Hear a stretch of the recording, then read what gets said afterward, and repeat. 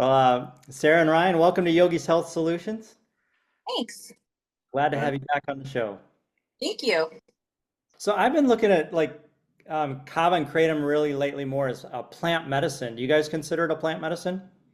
Yeah, we don't like to make medical claims, of course, but yeah, it's definitely been used for thousands of years for those things, socially and for health reasons, in Indonesia and, the South Pacific and things like that. So yeah, I mean, definitely I've started using it for that purpose. Mhm. And it's just a added bonus that it also makes you feel good. So Yeah. mhm.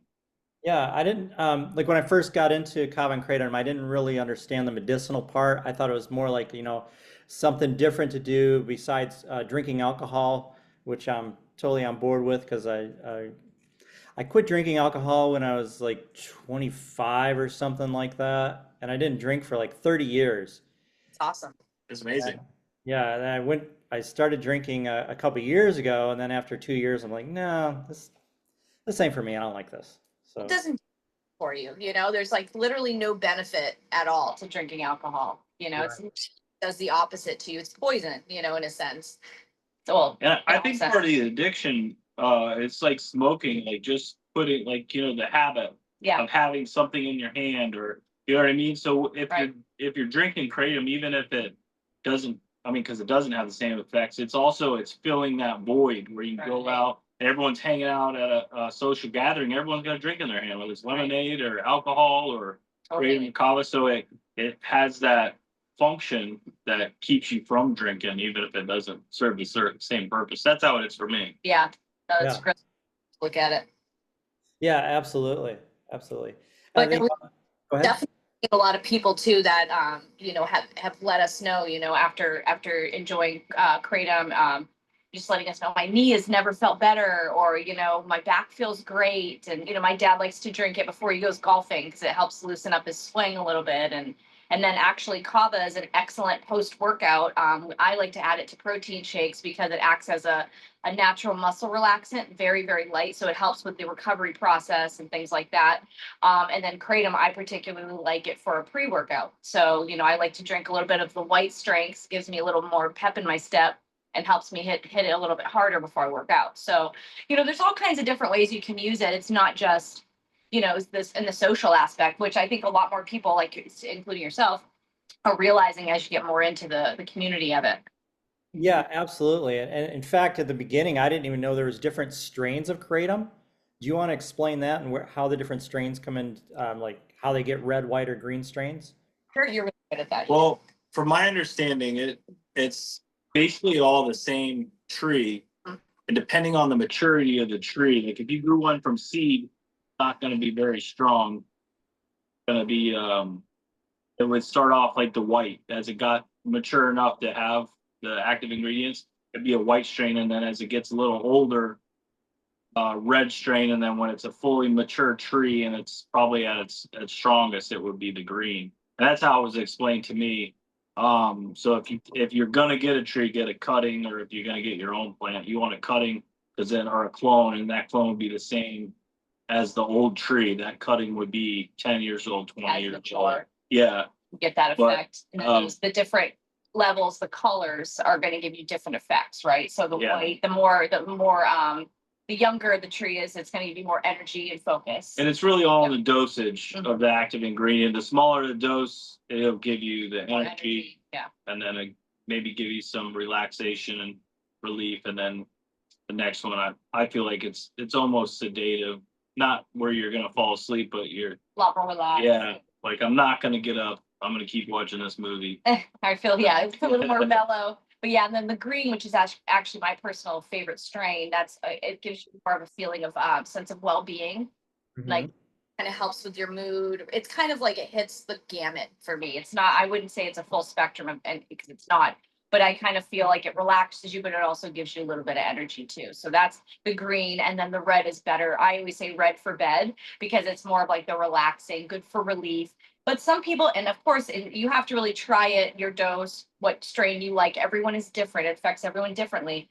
But will prefer red during the day because they feel that gives them Yeah, energy. I like the white. Gives me a little energy, and I know at least three people that drink red all Exclusively. day. And Yeah. they said it gives them energy. Where that's not the case for me. So it's individual. I guess tolerances or just how it affects your natural chemistry. It's trial and error, you know Yeah. what I mean? Just kind of like with anything, you know, you got to kind of see how it works, what your dosage is, and then go from there. But the nice thing is it's such a subtle feeling that you get from it that the trial and error process, it's, you know, it's it's not an issue, you know what I mean? Yeah, It's not.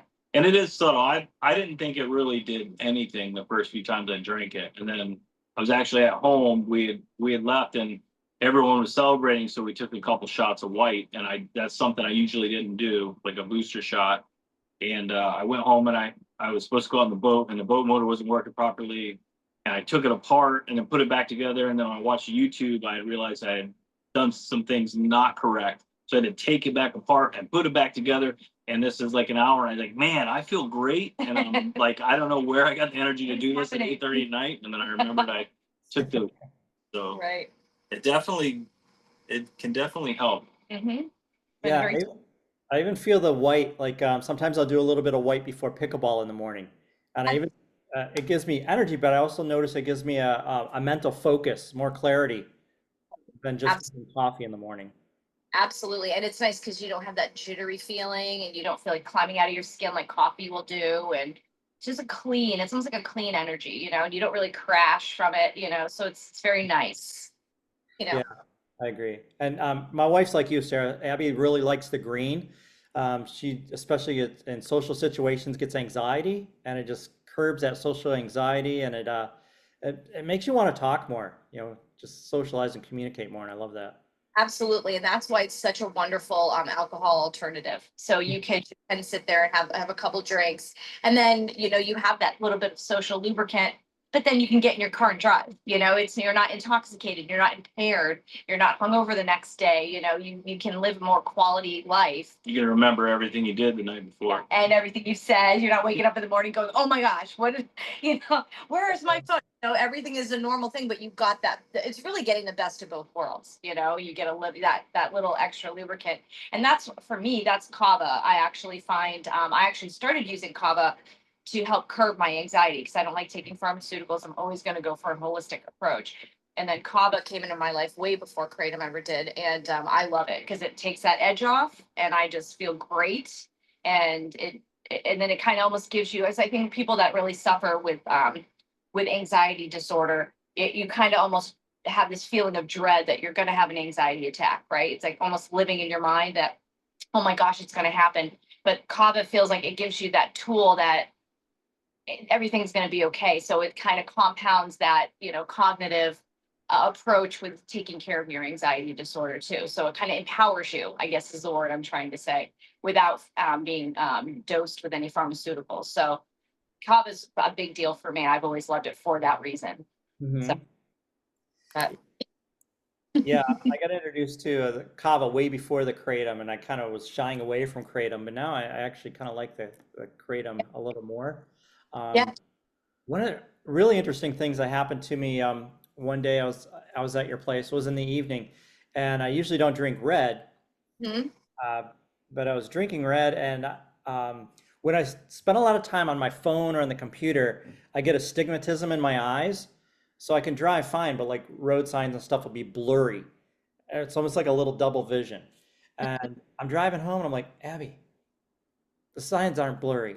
She's Oh, like, that's "Really?"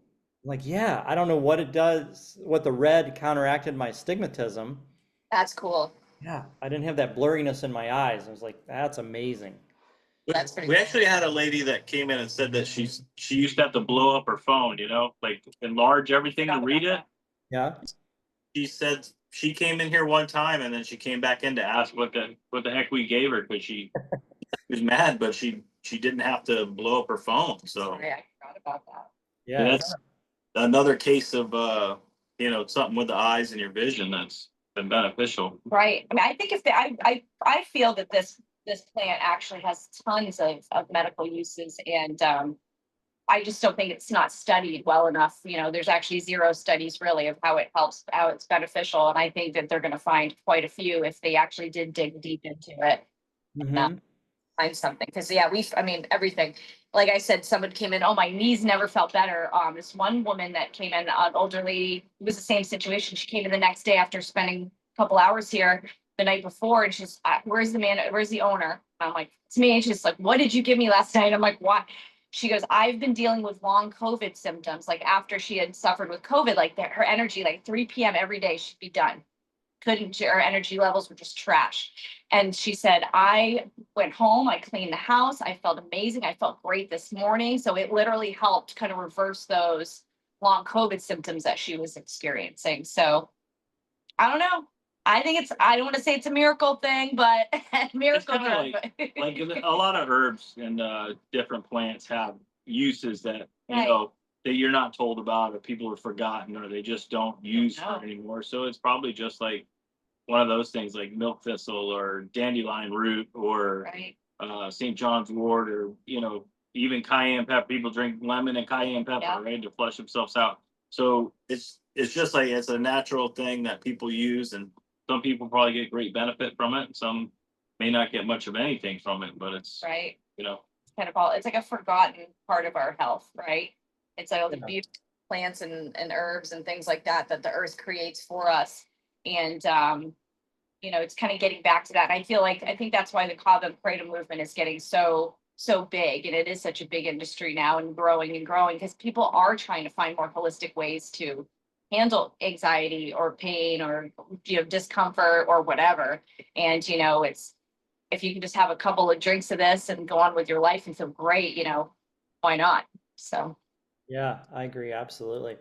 You were talking about studies earlier. We were out in Ventura, California, and they'd opened up a new shop there, and the guy was he was really into kava and the benefits and everything. And I talked to him a little bit about um, there was published side effects and different things about kava, and he said, you know what? He said that's all garbage.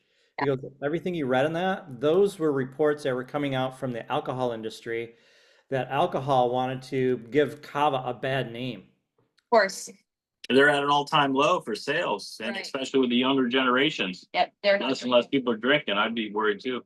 Yeah, absolutely. Well, and I think the World Health Organization, I think there's a link on our Instagram. I think I still have it there, that they actually did a study, and then they disproved the myth that kava was very dangerous for your liver. Yeah. So That was exactly what the reports were saying, that the kava is really bad for your liver and you shouldn't drink it and blah, blah, blah, which is kind of ironic when you think about how bad alcohol is for your liver. yeah, exactly, Well, exactly. Like Sarah said earlier, it's like stuff we had forgotten about with all the herbs and natural medicines. I don't think we forgot about it more as it was kind of hidden or just Right. not taught, because all these pharmaceuticals, they usually start from plant chemistry or a molecule, and then they refine it and purify it Yeah. and make it synthetically, and then they can sell you a pill, where if you could grow your own herbs that would heal you, they'd be out of business. So Right. it's not that it's forgotten about or people don't know about it. So it's More hidden. Yeah, it's pushed behind, and don't look over here. Good point. Buy something synthetic. It's a good point. And it's interesting that And if they had side effects posted, wouldn't they have benefits too? So usually, if something's got a benefit, they also Right. generally it might have a side effect for certain people. Sure. But if they have the side effects, it's convenient. They never post the benefits either. It tells you it's not a real study. Right. No, but that was actually one of our biggest objections for anybody, about the, kava in general is, I heard it's really hard on the liver, and it's like, well, So is Jack Daniels. so yeah, and honestly, so is sugar, and so is fat, and so is all the garbage processed food that most people eat every day. But no one's telling you, no one's doing a study on McDonald's on how it's like literally destroying you. I mean, or any other company. So, and the food that we're getting served every day in our grocery stores. So, of course, when you see studies like that, you always have to know, okay, you always have to ask, okay, who's behind them? Who's funding these studies? And of course, the big business of alcohol is definitely shaking in their boots, because I think I just saw something. Was it Gen Z, the one that's the alcohol intake in that generation is like they aren't drinking. They don't want to drink. They're not interested in drinking. Which is great. But hey, then those are all new customers that they're not getting anymore. So they're like. And we see it too, because a lot of distribution companies now that are alcohol distributors, now they're carrying a huge alternative beverage section. So they're carrying THC drinks or adaptogenic mushroom drinks, and Kava and Kratom drink. So they're getting on the bandwagon too. So it can't be that bad if they're willing to sell it, their distributors. Right, So absolutely. piece of the pie, sudden okay. I remembered what I was going to say because we were talking about kind of how the benefits of Kava and Kratom were kind of pushed away or ignored or whatever. But actually, Rockefeller back in his day, when he was investing a lot into hospitals and starting a more allopathic form of medicine, shunned and pushed away and didn't let any of the herbal wisdom be go into any of the education or talk. They actually like demonized holistic the holistic medical field and said, oh, everything's got to be allopathic. Now it's like people are waking up and turning around and saying, wait a minute, you banned all this stuff, but there is wisdom in it and there is truth in it, and people are helped by it. So how can it not be good for you? Well, it's not good for their bottom line. That's what it is. Exactly. Because they don't want you to be able to heal yourself and be able to take care of yourself. They want you to be completely dependent on their profit. And so whatever creates money. And it's a lot bigger than just like pharmaceuticals. I mean, there's a whole medical industry, there's a whole insurance industry. Oh yeah. There's trillions and trillions of dollars. If you could just, go get, like I said, grow something in your garden or have, a whole herb garden of things that will, for minor ailments, you're not going to reset a bone. Right. So there's a place for all that Right. stuff. There is a place for medical. But certain things they couldn't sell you this every day and put it in every store, and Sure. if there was a natural remedy for these things. Yeah, so I know there's a push here in Florida to ban, is it both Kava and Kratom or just Kratom? That's just the way it is. So yeah, anything that's going to create a better life for you, keep you out of the doctor's office or keep you, out of there, that they're not interested in. So Yeah. I think that's kind of why I don't think I know. That's why Kava and Kratom gets a bad rap. And anytime you see any bad publicity, of course there's bad actors in the community, and like 7OH, that's going to get scheduled, it looks like, which in my opinion it should, because it's not Kratom, and it is not, but it's somehow getting put under the umbrella of that. It needs to be completely separated from this stuff because it is not the same. And so things like that are going to happen, but for the most part, the Kava and Kratom, it helps. I see it every day, how wonderful people's lives literally change. I mean, we have people here that said, I've been sober for a year now because I've been coming to Downtown Kava every day. I don't do hard drugs anymore. I don't drink anymore because they don't care to. Because now they've got another way to take the edge off. Because let's face it, everyone wants to live that completely sober life and be completely healthy. But life happens. You have stress happen. You have shit happen. You have chronic pain. All of those things are still real, and two things can be true, right? You can be sober and still find a way to take the edge off and have a little fun.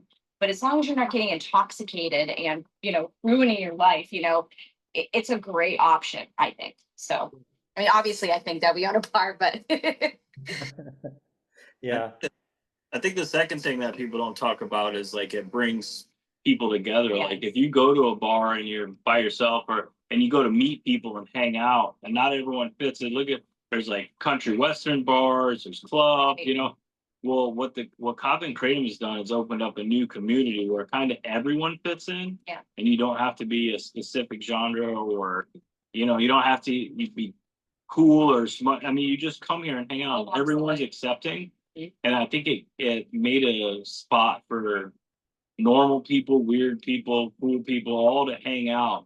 And like there's no I don't know, there's no like shunning of anyone. It's just like one big thing. We have a lot of regulars, and everyone people I would have never thought I would be friends with. I'm friends with here.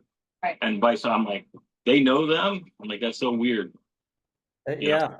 So it's opened up like this place for the community to come in and hang out and just be cool. Where if you were at a normal bar, it wouldn't happen like that. No. Well, and you form these really honest and sincere relationships because they're based on a sober conversation or a sober interaction. Because a lot of times, I mean, I'm sure you remember your drinking days. You go to a bar, you're like, oh, I have this whole drunk conversation with somebody all night. You don't even remember their friggin' name the next day. You'll probably never see that person again. but here, I mean, we've seen like very strong friendships that we've made, that our customers have made. And I think that's actually one of the biggest points of these kava bars, that the community, just like Ryan said, is just unbelievable, and something it's hard to describe and explain to people until you come in and experience it, you know? We've had two people meet here in 3 years and get married. Right. Right. Oh, oh, It's that's so cool. Yeah. So, I mean, all kinds of things. I mean, literally lifelong friends. People help each other move after the storms. I mean, several of our customers, their homes got completely destroyed from the floods. Customers, they're all friends now. They all get together, help each other clean their homes and move. And I mean, you literally create like a very family dynamic here. And we all really care about each other. And it's a really cool thing. Yeah, I agree. I actually had that written down in my notes here to talk about the community that you guys have created there. I started coming there a year ago, and it's like my second leading place where I make friendships, I because love I learn and meet a lot of people at pickleball and make friendships there. But at Downtown Kava, I've made great friends, and I love it. that's Um, are you guys familiar with the Blue Zones? Have you ever heard of that? the blues. I don't think so. I don't know. Mm-mm. Okay, blue zones are places in the world where it's normal for people to live over 100 years old. Oh, yeah. Okay. And so they've done studies on people in these blue zones with the centenarians, and to find out, what specifically helps them to live longer. And they've looked at their diets, and a lot of them have different diets. They couldn't find a common component there. And the one component they found in all these blue zones is a great sense of community. Hmm. um, it really makes a difference to our health and our state of mind and our well-being. And now they're starting to realize that, like, the worst thing you could ever do to somebody, physically, mentally, spiritually, is to isolate them, Yeah. right? And if you don't have community, you're not a complete person. So it's So much sense. Yeah. Well, I mean, look at what happened during COVID, where you were forced into isolation, right? I mean, we were just talking about this not too long ago. It felt like it almost kind of shattered and fractured a lot of family units, because out of sight, out of mind. You got used to not being together all the time. And I really feel like people are getting nostalgic for that, to have that tight knit village, right? We all need a village, right? Yeah. So where do you find that in this day and age? Everyone's online, everyone's on their phone. Mhm. Where else do you find that in a meaningful way? So that's Yeah. cool. Maybe this will become a blue zone. It might. You guys might be the catalyst to starting the Punta Gorda getting on the map as being a blue zone. We're hoping. Yeah. That's a far A lot cry. of What those it is now. places are because I actually did see a whole special on doing a lot of those places are like, I think Okinawa, Japan was one, and it's like everyone works. There's no retirement. Everyone works. They're like Perfect. fishing or working a garden, and yeah, that purpose and drive and big family units and living like they're eating seafood right out of the sea. I don't know if it's the blue zone after that nuclear power plant got tsunami, but Oh yeah. just natural living, eating healthy, clean, and family, community, and purpose. I think Yeah, absolutely. So important. So important. I got a quick question. You mentioned about growing kratom or kava. Do they grow in this zone? Here in They we have a friend that has come in. We had a couple of our yard is filled with sand, so I've had like 3 trees. The rabbit ate the first one because it was really little. It's rabbit in our yard, and they devoured it. But then I got some the bigger ones, but it's so hot here. If you got to stay on the watering, and like our yard is mostly sand, like it's got grass, but underneath grass is at least 6 feet of sand. So you really gotta know what you're doing. But there is a lady in Charlotte County who also grows hemp, and she grows a ton of them, and she sells them. We have a friend that comes here, a customer, and he's got like about 15, 16 foot one in his backyard, and it's thriving. I mean, it's like a subtropical climate. That's where they grow over there. It's high humidity, It's really perfect for it. Yeah, I think it is. If you can keep it watered and you're not in a drought, and you monitor the nutrients in the soil, to make sure it's got what it's needs. Right. Because I think in Indonesia, I might be wrong, but where it grows, it's usually like along a riverbank. I think where the trees mainly grow. So it, like you said, probably pull tons of water. Yeah. And need a lot of watering. So our dry seasons here As long as it's not like our yard and sand. I mean, if you Yeah. kept it mulch and you had a good soil mixture there, and yeah, you water to it, it'd probably be. They're definitely growing it here in Charlotte County. There's another place selling Florida grown kratom. So I mean, Okay. any grow here in wet season. So That's true. That's true. And then kava probably could too, but that takes a long time. From my understanding, it's like like 5 years. 5 year to maturity, and then it's basically the roots. Yeah. So the whole plant pretty much goes and you process the roots. So it's Mm. rinse and repeat. So it's not like kratom where you could just a Asian evergreen tree where you're pulling all the leaves off and they'll just right back. And you're decimating the The plant. kava I think is more you harvest the whole plant and then you replant. Mhm. And from what I gathered, there's a guy Austin, he's growing in Fiji, and he said it's about 5 year process. That's amazing that they can keep growing enough in that type of production where they got to harvest the whole plant and then start over, and you got to wait another 5 years.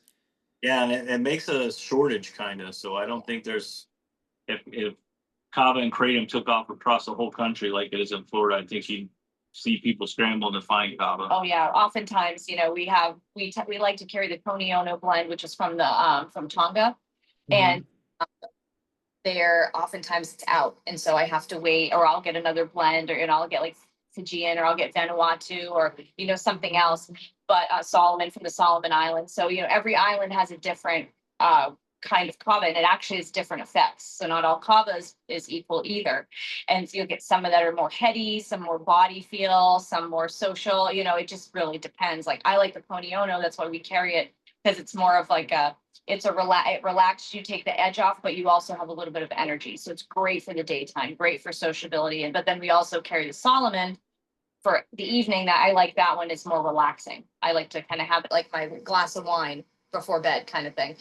And but yeah, so oftentimes it'll be out. And I have several distributors that I go through, and you just have to wait. You have to be patient, because they're probably just getting wiped out, and have to. The more people find out about it, Yeah. the more people are drinking it. Exactly. Yeah.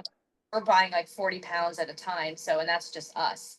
So, and that's every other month where we're buying. So you can just imagine other kava bars. I mean, there's 500 kava bars in the state of Florida. Wow. Right. And then there's more popping up all over the country as we speak. So like to Ryan's point, eventually we're going to have to find different ways to get kava, because I'm sure there will be a shortage, Yeah. But I mean, I guess it's a good problem to have, because then it's becoming more popular. More people are finding it. And then more people are enjoying it. So, and people are changing their lives in a healthy way. So it's kind of how. Which is really important. Yes.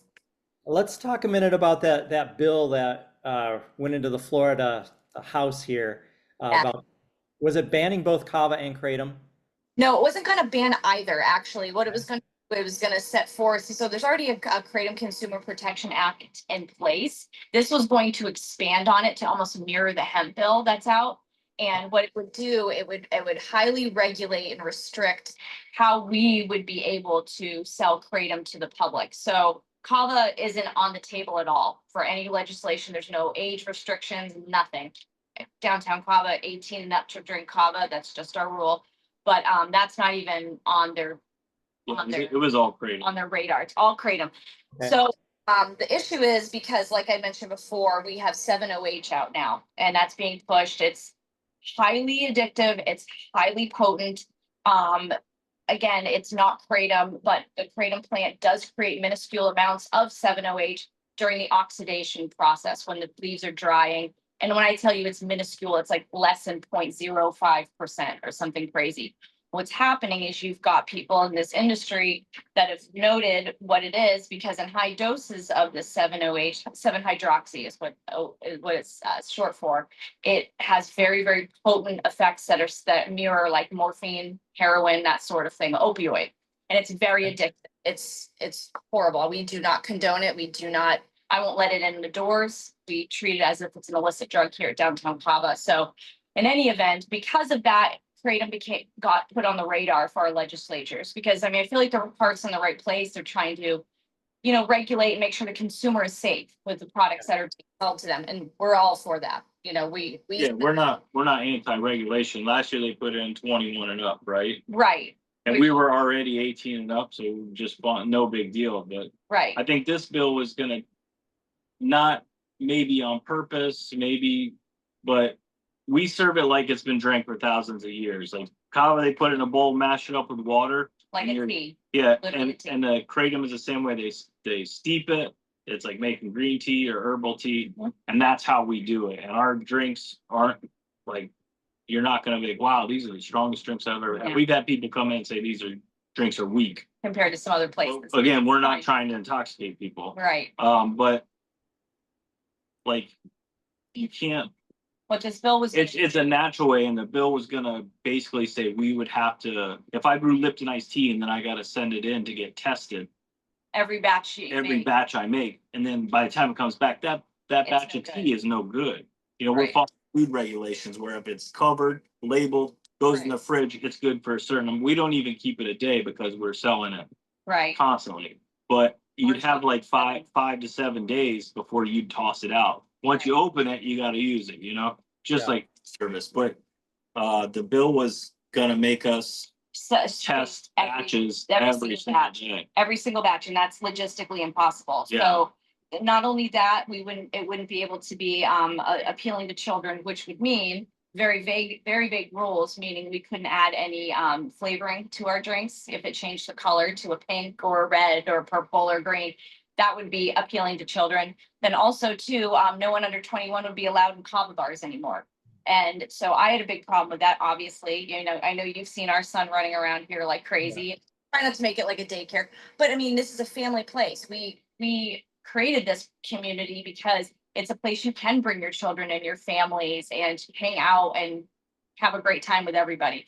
So those are just a couple of examples of its very strangling regulations, and what it would essentially do, the logistics of it would eliminate our ability to be able to sell kratom. And kratom is basically the lifeblood of most kava bars. Because I know for us, it's about 75% of our revenue. And so if we weren't able to sell kratom as we serve it now, which is very responsibly and as nature really intends it, then our business model would look a lot different. Yeah. I mean, we would probably be okay for a while, but you would see probably 75% of kava bars in the state of Florida go under. Or they would have to buy from big manufacturers that are using extract to make the cans. So the cans use extract. They don't use leaf, so No. they're extracting it. Then they can make it as strong or as weak as they want. You know, you can make it 20 times stronger than our drink, which is regular brewed tea, by putting more extract in it. But they can make 10,000 cans at a time. They sell 12 off to be sampled, and they're shelf stable So for a year. So they would have, they're doing these huge batches. So big corporations, big companies would pretty much flood the market and either snatch up closing bars or sell to closing bars. And then you wouldn't even be able to buy it in a natural way because I can't test it fast enough to get it back where it's still good quality or fresh tea. Exactly. But I could serve you a can that was made a year ago with extract, and it's some kind of, a laboratory chemical process which pulls the lactones or the mitragene 9 out of the thing, and then we put it in a can, and it's got preservatives and it's got sucralose and everything else. So that healthy factor, the nucleus of what we're doing is to have a healthier lifestyle, all of a sudden goes out the window. So, we don't want to say that big business is behind this bill to gain market share. I don't want to say that, but that's what I think. I will, because it sure sounds like it. Everything, unfortunately, every industry. I mean, look what happened with the hemp bill. And so now it's only the big businesses, the big companies can't. Rec marijuana in Florida, yeah. Right. So many licenses, you can't even grow it. No, so it's like, what's the point? Everyone talks about Florida being a free state, Massachusetts, New Hampshire, all these other places you can grow your own personal plants. You can't do it here. Right. We had like 2 years where you couldn't even get actual weed. You had to have a vape pen. Right. So. Right, exactly. So, and unfortunately this Kratom Consumer Protection Act, it was mirroring that hemp bill. So again, I'm all for a regulation of some sense. Yeah, we don't want it to be the Wild West. No, because unfortunately some people can't self-regulate. That's another one of our biggest enemies. Is if you go to the gas station and they have 7-hydroxy and it's labeled, says Kratom product or something, or someone buys powdered Kratom that has something else mixed in with it, and then or there's no directions and they take it and they get sick, and then they think that's what we're selling. Yeah, And it is exactly. not, and so, right, so and what my idea was, I thought, well, might be a great idea, because when we get like our kilos of crushed leaf kratom in, we get COAs with it, certificate of analysis, shows what it is, what's in it, all of it, that there's heavy metals, anything dangerous.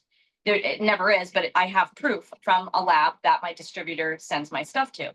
So I thought, well, maybe an option would be, because I'm okay with transparency. I will show people, I'll bring them back here and I will show them how we brew it, where it's from, everything. But to send those COAs every time we get a batch in, and then, they keep it on file or whatever, because I know right now we're licensed with the state of Florida as a hemp food establishment, because we also sell CBD, THC products, as we're allowed to through the laws of the state of Florida. So I thought, well, maybe they could have something like a Kratom licensed, establishment, meaning then I have to provide that information to them, and they know that we're selling what we're selling. And then, I don't know. It's not adulterated. Right, it's not adulterated, right, because I'm all about transparency, because that's one of our big things here too, is education, because we're the first kava bar in Punta Gorda. Yeah.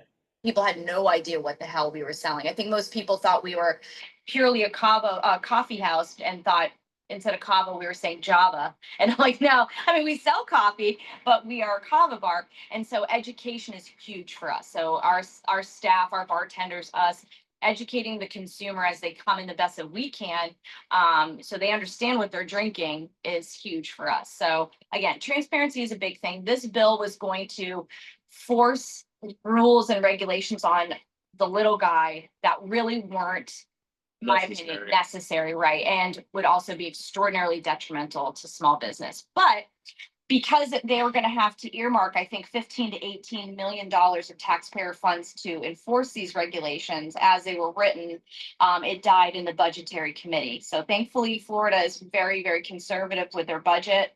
They're very, we're fiscally sound here in Florida. So thankfully that happened, because on the flip note too, the flip side of that all of these kava bars, if let's say, like I said, 75% of kava bars crumbled if this bill went through.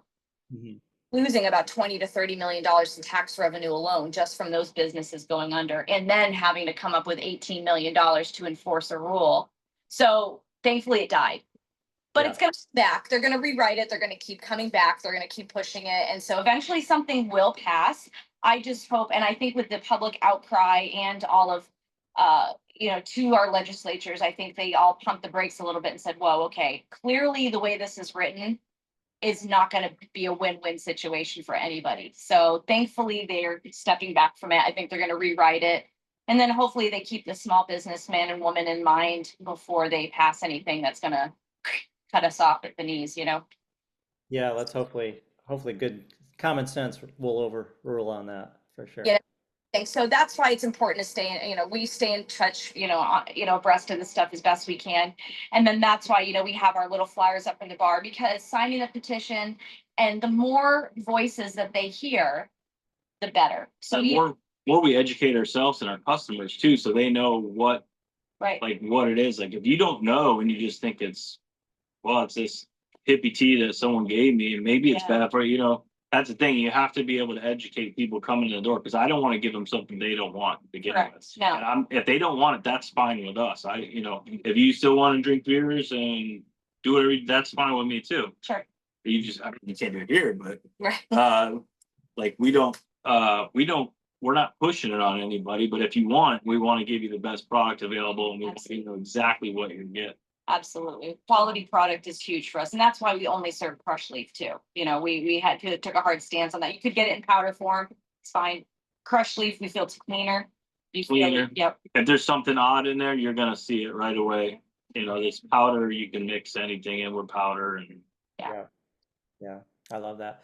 I want you guys to talk a little bit about, you're doing all this for the community, and it's so amazing, but you guys are also doing more for the community.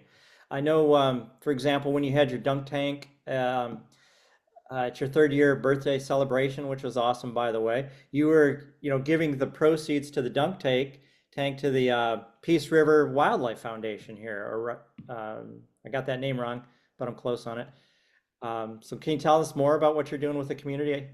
Yeah, no, we love to give back. That's kind of huge. I mean, we grew up here. We grew up in Punta Gorda. We went to Charlotte High School. So the community is super important to us, and community has been wonderful to us. Like I said, we were the first Kava bar that opened up in Punta Gorda, completely new concept.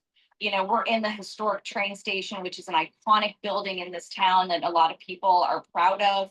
And to have a completely, strange new situation here, we were like, oh, they're either going to love it or hate it. And thankfully, they loved it. So, of course, and we always like to give back anyways. We come from real estate. So everything that we could always do to help make where we live a better place is always first and foremost, is that's what keeps our everything going. But so we like to pick out different foundations and give back where we can. Valerie's House is a big one I used to volunteer with, and so we love to give back to them. Our casino nights, we usually give back.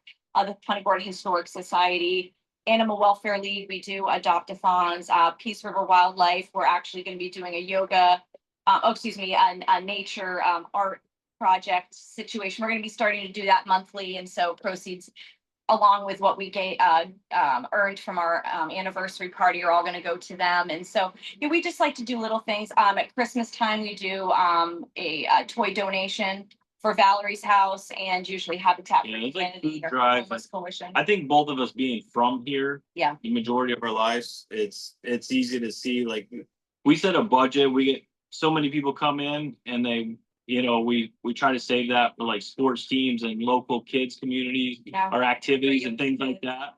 And then once we go over that, we try to do all we both have been on the board of nonprofits in the community, and we both know the inner workings of it. So a lot of that stuff comes all from donation. Yeah. And a lot of people just maybe they want to donate, but they don't know where. Right. And so that's kind of like how we can help. If we put a toy drive box out, usually we fill up a couple of them. Oh, at least. Food drive, we fill up a couple of, we got to get help to bring them back Yeah. to where they're going, so it's just something easy, and it doesn't take really any effort on our part, or it helps where we live, make a better place. So it's kind of a no-brainer, and I think more people would do it if they knew how easy it was, and just the communication and contact of the places that are in need or running these drives and different Right. things. Well, and it helps bring awareness too, because there's so many wonderful nonprofits in this community. I mean, that are helping the best they can for the people that need it. And so just helping spread awareness too is a big thing for us, So give where you live, that's the motto. And so that's what we try to do. Oh, I love that. Give where you live. That's perfect. Tell me a little bit more about Valerie House. I've never heard of that.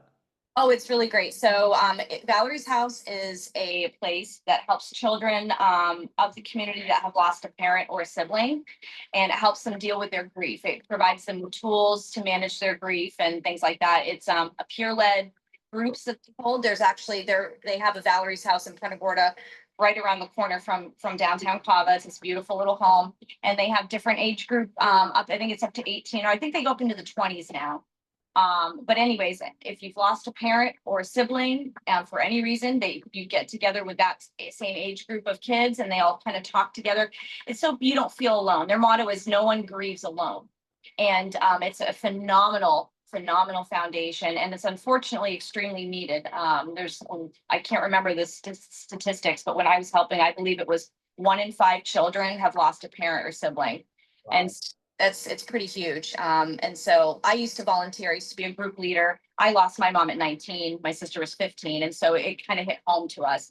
And so anyways, it's a wonderful organization. They're always, needing funds, of course, for their crafts. They use a lot of art for their grief management and to teach the kids how to handle things. And so art supplies, to help basically with anything. And so we love to give back to them, especially casino night. All of our proceeds usually go to them. And then we like to do a toy donation for them at around Christmas time, because then they let the kids go and they each get a gift, and then allows the caregivers of these children, because oftentimes it's the breadwinner that's passed away.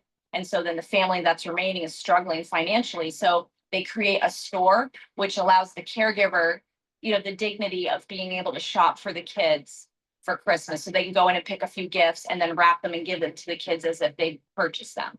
So anyways, there's a lot of really cool ways to volunteer and to be part of that foundation. But that's Valerie's House in a nutshell. That's awesome. Great. You're supporting them. I think there's a county and maybe one in North Florida, maybe a couple now. Yeah. They're all in all of Southwest Florida, and then they do have an extension one in Pensacola. But it's needed. I mean, Unfortunately. just car accidents and drugs and just anything to take you out really. So Health reasons. Unfortunately, yeah, it's heartbreaking how many kids need it, and they actually go into the schools now too. So they offer like in school for the kids that can't make it to the after hours, meetings and groups. And it's important because I mean, I remember when I was younger, my sister was 15 at the time. So you just want to feel normal. And so when you're at school and you're around your friends, nobody wants to hear your sob story. Oh, my mom died. Nobody wants to hear it.